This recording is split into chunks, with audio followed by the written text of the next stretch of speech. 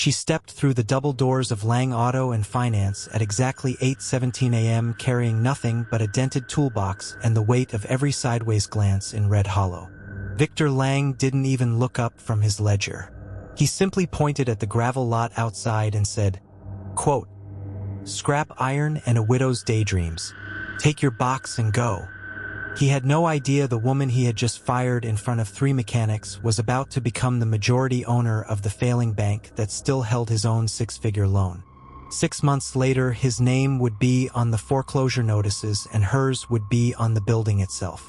What exactly was hiding inside that rusted toolbox? Eliza Kane was 34, a single mother to a quiet 9-year-old named Theo, and the only person in town who still wore the same grease-stained coveralls she had owned the day her husband died. To everyone in Red Hollow, she was just another widow trying to turn wrenches in a world that preferred its mechanics with deeper voices and cleaner fingernails. Victor Lang was the opposite. 42, bank president, majority owner of the only repair franchise for 3 counties. Always in a Brioni suit cut so sharp it looked weaponized. Italian Oxfords clicking across the concrete like punctuation marks. He had arrived 2 years earlier promising modernization. New lifts, digital diagnostics, future. What he actually delivered was a stack of default notices and a habit of reminding people exactly where they ranked. The morning he fired her still burned behind her eyes. She had brought in a 1971 International tractor that 3 of his mechanics had already written off as totaled. She rebuilt the injection pump on the spot using parts she had machined herself the night before. The engine fired on the first turn of the key. Victor watched it idle for 10 full seconds, face unreadable. Then he told her the shop was moving in a different direction. Direction, he said, did not include single mothers who made the men look slow. She picked up the toolbox, nodded once, and walked out. Theo was waiting in the passenger seat of her pickup, small hands folded around the folded blueprint napkin his father had drawn the week before the accident. She tucked it back into her coveralls like always. Proof that someone had once believed in her numbers even if the town never had. That same night at 2:14 a.m., the entire eastern pump station for Red Hollow's irrigation grid seized. Crops were already wilting under the worst drought in 11 years. The town council had called Victor's emergency line. He sent 2 men. They came back shrugging. Eliza drove out alone. Under the glare of a single halogen work light, she opened the access panel, laid the old blueprints flat on the gravel, and went to work. The sound that finally broke the silence was a low, steady hum rising from deep underground. Water began to flow again before dawn. No one ever knew who fixed it. The folded napkin stayed in her pocket the whole time, edges soft from years of being carried. Word still traveled. Within a month, 3 separate farms quietly brought their failing equipment to the shed behind her house instead of Lang Auto. She charged exactly what the work cost plus 20%. Never more, never less. Victor noticed the missing revenue in the same week. His regional manager called to say quarterly numbers were off by $43,000. He told the board it was seasonal. He told himself it was temporary. Eliza kept grinding. She started showing up at county auctions where the bank sold off repossessed machinery. While Victor sat in the front row in pressed wool, checking his gold pocket watch every 90 seconds, she bid from the back wearing the same coveralls. At one auction, she took home a John Deere combine for $4,200 that his own shop had declared totaled. 3 days later, the machine was running again. The farmer who bought it from her sent Victor a polite letter canceling his service contract. That was the first of 7. She bought defaulted loan notes too. Small ones at first, then larger. Always through a quiet broker in Lincoln so Victor would not see her name until it was too late. The numbers were precise. $178,000 of her late husband's life insurance, saved and compounded for 9 years, now worked on her side of the ledger. Every repaired engine, every restored pump, every satisfied customer pulled another thread from the suit Victor wore like armor. The second reversal came on a Tuesday when Victor's flagship lift collapsed under a loaded logging truck. His mechanics stood frozen. Eliza happened to be dropping off parts for another customer across the street. She crossed the road without being asked, crawled underneath the wreckage, and isolated the failed hydraulic line in 90 seconds. The driver was freed before the volunteer fire department even arrived. Victor watched from the office window, hands in his pockets, Italian Oxfords suddenly very still. He did not thank her. Not then. Instead, he doubled down. He circulated a memo claiming her shed lacked proper licensing. He leaned on the town inspector. He made sure the newspaper ran a story about questionable workmanship on the edge of town. Every time he pushed, she answered with another flawless repair, another quiet invoice paid on time, another customer who refused to go back to Lang Auto. The grind had only just begun. The grind had only just begun. By the first frost, Victor Lang's service bays were running at 41% capacity. Morning coffee in the back office tasted like burnt regret, and the smell of it clung to his Brioni lapels no matter how many times he changed. Eliza kept her head down in the shed on Route 14. The faded red doors always half open so the diesel fumes could drift out like a quiet challenge. She had started carrying the same worn paper napkin in her coverall pocket every day now. The one Tommy had doodled on the week before the accident. A stick-figure tractor pulling a heart. She'd unfold it at night under the single bulb, traced the crayon lines with a grease-black thumb, then fold it again like a promise. That napkin had ridden in her husband's glove box for 11 years. Now it rode with her. One Thursday at 6:17 a.m., a semi-trailer rig from the grain co-op limped into her lot with a seized transmission. The driver, a man named Ruiz with 23 years on the same route, climbed down cursing. Lang quoted me 11 grand and 3 weeks. Said it's a rare Allison variant. Eliza wiped her hands on a rag that smelled of solvent and old leather. It's not rare. It's just old.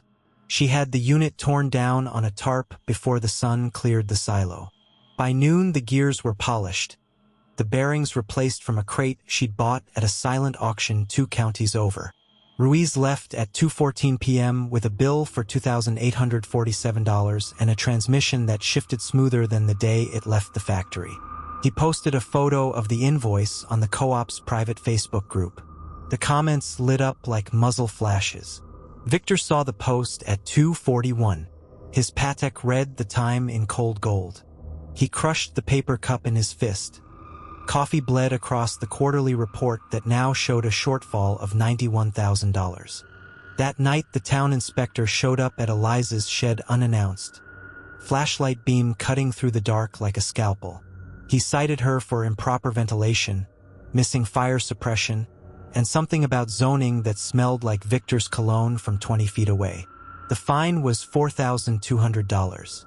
She paid it the next morning from the cigar box under the workbench, then spent the afternoon welding custom brackets for a retired school bus conversion that no one else in 3 states would touch. The hidden threads of her past were starting to fray into view, but only for those paying attention. A week later, an older man in a plain Carhartt jacket pulled up in a dented Silverado. He introduced himself as Captain Harlan Reed, retired Navy, former flight engineer on C-2 Greyhounds. He'd heard about the woman who could make anything run again. What he really wanted fixed was the auxiliary power unit from a retired KC-135 tanker he kept in a barn outside town. The unit hadn't turned over in 14 years. Eliza listened while he talked. When he mentioned the serial number, 287 Charlie November, something shifted behind her eyes. She asked him to wait, disappeared into the shed, and returned with a dog-eared maintenance logbook. The handwriting on the inner cover matched hers exactly. Reed's eyebrows rose half an inch. "You flew tankers?" "I kept them flying," she said simply. 94 combat sorties out of Incirlik before they grounded me for politics. She didn't elaborate. Instead, she spent the next 43 hours coaxing the APU back from the dead, sleeping 3 hours a night on a cot that smelled of hydraulic fluid and solder. When the unit finally coughed to life at 4:07 a.m., the sound rolled across the frost-covered lot like distant thunder. Reed wrote her a check for the full amount she quoted, $17,800, then added another $5,000 in cash for the memories. That cash bought her the next note on Victor's ledger, a $63,000 defaulted floor plan loan on 3 of his rental lifts. She bought it through the same quiet broker in Lincoln. The paperwork landed on Victor's desk the following Monday, stamped transferred, new holder E.M. Whitaker. He read the name twice. Then he remembered it. The mini-crisis came 3 days later, fast and ugly. At 11:12 a.m., a fertilizer tanker overturned on County Road 9, spilling anhydrous ammonia in a white choking cloud. The volunteer fire department's only heavy wrecker was down. Victor had been servicing it for 9 days. Sirens wailed. The highway patrol closed both lanes. Farmers stood on the shoulder coughing into bandanas while the toxic plume drifted toward a nearby elementary school evacuation route. Eliza heard the chatter on the scanner while she was torquing head bolts on a Cummins. She didn't hesitate. She loaded her ancient International rollback with the only crane capable of the lift, the one she had rebuilt from a salvage yard husk 6 months earlier. The symbolic napkin was still in her pocket when she rolled up to the wreck at 11:41. Victor arrived minutes later in his spotless Tahoe, Italian shoes crunching on broken glass. He expected chaos. Instead, he found Eliza already rigged, chains singing under strain, the tanker inching upright while hazmat techs in moon suits swarmed the scene. The ammonia smell burned the inside of his nostrils. He watched her hand signals, precise as any flight deck controller he'd ever seen. The wreck settled onto its tires at 12:03 p.m. The cloud began to dissipate. Parents waiting at the school 2 miles away would never know how close it had come. But the highway patrol captain knew. So did the county emergency manager. And so did the 3 Lang auto mechanics who had been ordered to stall the fire department's truck. They stood in a loose knot near Victor, eyes flicking between him and the woman in coveralls who was now accepting a quiet handshake from the tanker driver. One of the mechanics muttered, "That's the same hydraulic trick she pulled last month." The words carried on the cold wind. Victor's jaw flexed. He turned on his heel, Oxford scraping gravel, and walked back to the Tahoe without a word. In the rearview mirror, he caught his own reflection. The perfect knot in his tie suddenly looked like a noose. That evening, the folded napkin came out again under the shed's bare bulb. Eliza ran her thumb over the crayon heart, the edges now soft as felt from 1,000 quiet touches. She whispered to it the way she used to whisper to Tommy on long nights when the deployments kept him away. 2 more threads, baby. Just 2 more. Outside, snow began to fall, covering the fresh tire tracks that led away from the ammonia spill. Inside, the scanner crackled with new calls. Another farmer, another broken machine, another quiet debt moving across the ledger. Victor Lang was starting to feel the weight of every dollar he had dismissed. And somewhere in the distance, the original engineer who once kept million-dollar aircraft aloft was methodically, relentlessly, bringing his empire down one flawless repair at a time. The spring thaw arrived in Riverton like a slow reckoning. By April, the county fairgrounds had been converted into a sealed auction pavilion, white tents snapping in the wind off the interstate. Every creditor Victor Lang had stiffed over 18 months was there. Bankers in navy suits, parts suppliers clutching invoices, the same 3 mechanics who had watched Eliza upright that tanker. They sat in folding chairs arranged in a half-circle around a raised platform. The scent of wet plywood and fresh coffee clung to the air. At the front table, Victor adjusted his Patek, the watch face catching the overhead fluorescence like a dying star. His Brioni jacket hung a little looser now. The Empire's cracks had finally reached his collar. The auctioneer's gavel cracked at 10:17 a.m. Lot 1. The original Lang auto blueprints, stamped with an engineer's seal no one had recognized until last week. Bidding opened at $40,000. Victor's attorney leaned in, whispering that the seal belonged to a ghost. some nobody mechanic who had apparently rewritten the entire hydraulic system in her spare hours. The room murmured. Then the side door opened. Eliza walked in wearing the same grease-stained coveralls, the folded napkin now tucked visibly in her left breast pocket like a battle flag. A child's crayon heart peeked above the fabric. She carried a single thumb drive. No makeup, no flerisc, just the low, steady rhythm of her boots on concrete. The auctioneer paused mid-sentence. Victor's face went the color of old concrete. She plugged the drive into the projector. Schematics bloomed across the screen, every modification she had made to the fleet over the last year. Each one signed with her old call sign from Edwards Air Force Base. Ghost 12, 287 missions. The room inhaled as one. The mechanics in the back row sat straighter. One of them actually smiled, the first real expression they'd shown in months. These vehicles, Eliza said, voice calm as morning frost, have been running on my designs since the day Victor Lang told me my work had no value. Every dollar he collected on those rigged repairs was built on engineering he tried to bury. The bids evaporated. Instead, the creditors voted unanimously to accept her buyout package, $4.2 million, financed by the very patents she had quietly filed under her married name. The gavel fell again at 10:41. Lang Auto, its logo still gleaming on the building out front, now belonged to Eliza M. Langreyes, the original owner. Victor sat motionless while the room emptied around him.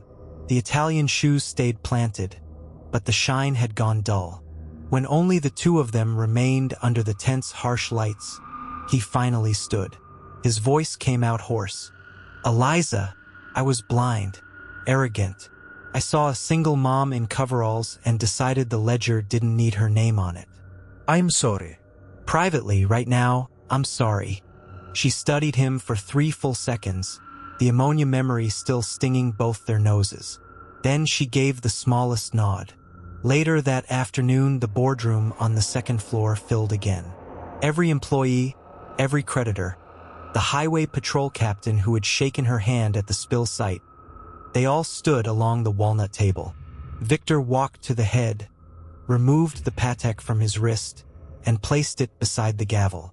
I publicly apologize, he said, each word costing him something visible. I dismissed the one person who kept this company breathing. I ordered delays that nearly poisoned a schoolyard. Eliza Reyes designed the systems that made us profitable, and I tried to erase her. The company is hers. I stepped down effective immediately. The room stayed silent long enough for the truth to settle like snow. Then the mechanics began to clap. The sound built until it filled the rafters. That evening Eliza sat on the tailgate of her old Ford, the same one that once carried Tommy's flag-draped casket. The folded napkin rested in her lap. She traced the crayon heart with a thumb that no longer trembled. Tommy's stuffed bear, retrieved from the glove box after 6 years, leaned against her hip, its fur still carrying the faintest trace of his baby shampoo. She looked across the yard at the newly painted sign, Reyes Restoration. The original engineer had come home. In the quiet that followed, the debts were paid, the ledger balanced, and a child's drawing had outlasted every tailored suit in the county. Some disgraces wear Italian leather and keep perfect time. Others wear coveralls and keep perfect records. The difference is simple. One measures worth by how loudly it can speak. The other measures it by how silently it can save what matters. In the end, the quiet hand always collects. And when it does, even the proudest man learns the sound of a noose loosening around his own throat.